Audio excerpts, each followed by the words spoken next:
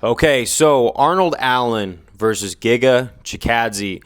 Definitely a good matchup and a big turning point for the division if Giga comes out on top. Because I honestly, looking at both of these guys' resumes, I would have Allen winning this fight. I'm not saying Giga can't do it, but Allen is definitely my favorite at this point because we have Arnold Allen who beat Calvin Kattar. Now, you can say that Calvin Kattar got injured in the second round.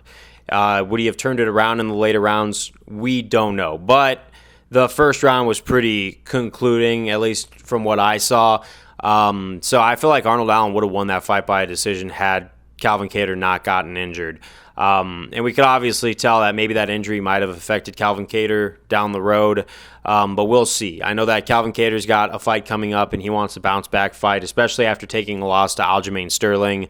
However, with Arnold Allen, though, he moves on to fight Max Holloway, and then he moves on to fight Movsar. Both guys defeat him, right? It's by decision. He doesn't get finished, but he realizes that he's falling short against the top-level competition, where his biggest fight, his biggest victory, is a gigantic what-if. So there's some shakiness to the hype train over here. Then the Giga Chikadze hype train over here has some shakiness, too.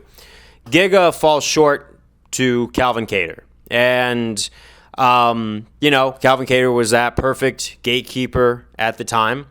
And yeah, it just happens. If obviously Giga had a huge hype train behind him before that fight.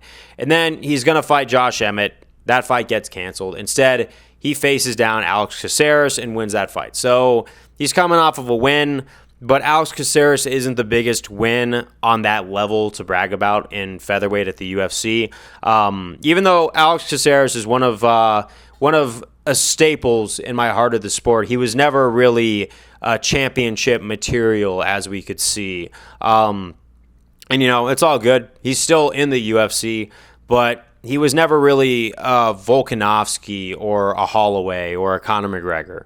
Let's just be real. So for Giga coming off of that win, right, it doesn't really see like he's really shot up in any sort of skill level from what I've seen. So we're going to see, obviously, this fight, Giga has way more to gain, while Arnold has a lot more to lose. Both hype trains, if you look at it honestly, yeah, they got some shakiness to it, but there's room for benefit of the doubt, room for growth, everything like that. But at the end of the day, with all of this missing and matching up, mush mouth, but who do I think wins? Obviously, Arnold Allen. I just think he's got the better resume. He's definitely got the better wins right now.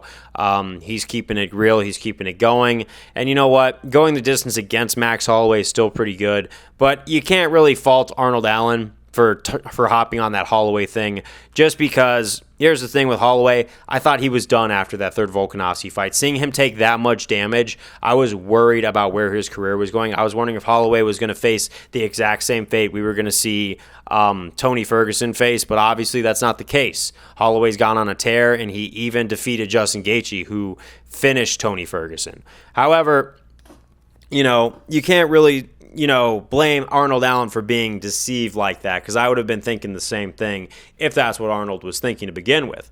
But with Arnold Allen, obviously, I do think that he's got a better shot at winning this fight by far. I think they're definitely the similar style, but we could see that Arnold Allen has definitely done way better in that realm. Could be wrong. Giga Chikadze could pull an upset and prove us all wrong, and then get himself really in the mix for the top of the division and have a resurgence.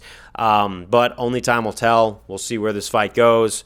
But that's my thoughts on it. Close fight. Looking forward to it. See you next time.